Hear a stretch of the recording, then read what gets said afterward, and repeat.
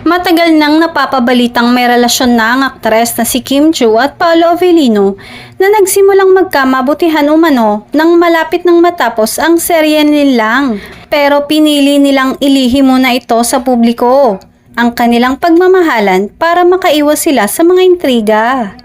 Ayon sa source na malapit sa aktres, tinanong ito kung boyfriend na ni Kim ang aktor. Ngunit ayon dito ay halos mag-iisang taon na din daw ang kanilang pagkakamabutihan.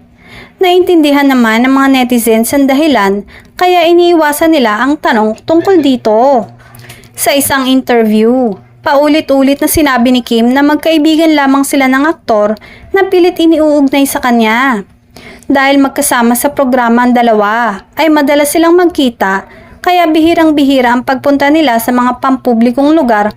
Kaya nananatili ang kanilang tahimik na relasyon, ngunit marami na umanong nakakapansin nito, lalo na ang mga kasama nila sa serye. Pero tiyak naman daw na darating ang araw na malalaman ng mga tao ang katotohanan tungkol sa isinisikretong pagmamahalan ng dalawa dahil wala naman daw balak ilihim ang kanilang relasyon, sadyang naghahanap lamang ng tamang tiyempo. Maaalalang ilang beses na ding ibinuking ni Vice Ganda ang kaibigan na si Kim, na nagsimula sa taping ang relasyon nito kay Paolo Avellino. May mga ebidensya na din ng ilang madlang people sa tuwing naghihintayan ang dalawa pagkatapos ng kanilang taping.